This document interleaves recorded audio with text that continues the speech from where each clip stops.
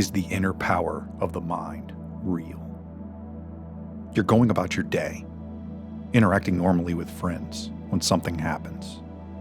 A response comes out of your mouth that is strange, maybe even abrasive. Your friends sit in silent shock at this out-of-character comment, and even you yourself don't know where it came from. But for a moment, you feel like you may have identified completely with that visceral emotion. You try to search your mind for its source, but that emotional memory fades as it seems to have sank back into a blackness where it now stays. And as hard as you try, you can't identify what the hell it was, why it emerged, and breathe words into your own mouth.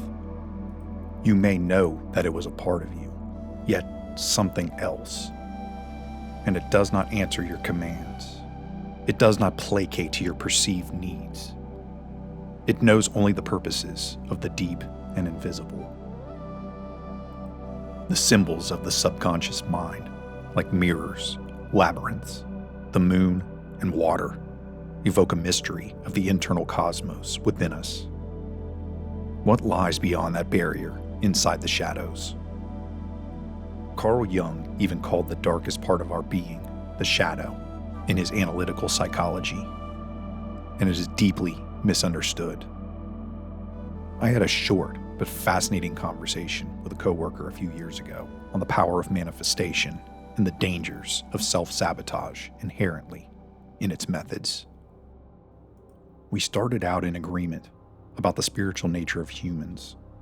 I began to talk about the creative power, our ability to change reality. It happens on different levels. We act out change to escape outcomes we don't care for. But sometimes something deeper happens. Simply put, the will to cause change begins to affect reality. The universe seems to respond and manifest the reality that we picture. Though I didn't articulate it yet, I was coming from a perspective of trying to explain manifestation as dangerous because of what we don't know about ourselves. But at this description, my coworker lit up and began telling me about how this has been her lived experience, that we bring our reality on ourselves, and excitedly articulated the same belief in the potential powers of the human soul. But something happened in her explanation. She started telling me about what reality she was attempting to manifest, and I realized how we disagreed on a fundamental point regarding manifestation, one that I see so often in the New Age movement. Clearly, she saw this power as inherently good, like a gift from beyond. I did not share this view, nor do I to this day. She began to tread into familiar territory. I think we've all felt this way at one time or another in our lives, but she began to explain that money would solve her problems. And she told me about how she was attempting to use manifestation to bring about these riches. I had to ask her this all-important question, and I did. What makes you think that if you use this power, consciously, with intent, that you can truly control it? She seemed to be struck with genuine curiosity and asked why it wouldn't work. At this point, I kind of cut to the chase, and I posed a new question. What about the unconscious mind? She seemed confused and paused momentarily, suddenly surprised at this strange inquiry, but seemed to know that I was asking something much deeper beyond trying to win a debate. And this is why the conversation has stuck with me this long. We are all incredibly complex as humans. There exists an ocean of experiences, memories, drives, defense mechanisms, and indescribable fears. And so much of it is not even accessible to our conscious awareness. And we call this realm of subpersonalities and influences the subconscious. The mind, as we know it and are aware of it, is a tiny sliver of the hidden drives and desires of what we can call the deep.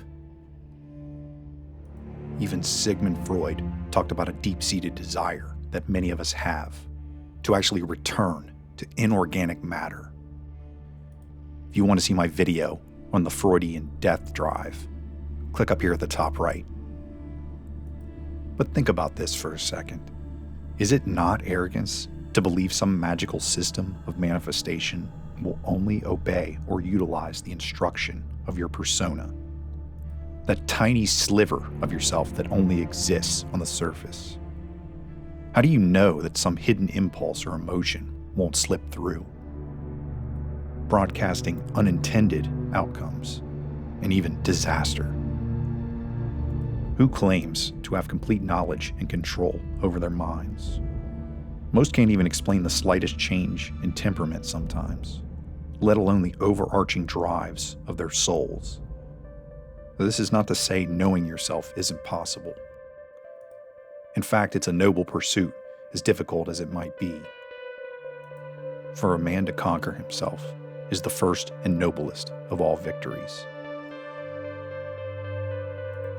Even Plato, one of the fathers of modern philosophy, struggled to account for the source of things that came from his mind. Plato often had an inner voice, what he called a mediator between the human and divine realms, an entity that he called his daemon. He described it as a spiritual guide that influenced his decisions throughout his life, and according to his writings, the daemon did not tell him what to do, but instead warned him against certain actions. It was a kind of moral conscience, or divine sign that appeared especially in moments of ethical significance, preventing him from making wrong choices. Some may try to say that this inner daemon was just part of him, a voice from deep inside his subconscious mind, speaking through him. But how do we know? How do we know it didn't come from the outside? That our souls, our minds, all of it, have many doorways and entrances, and something just may be trying to get in.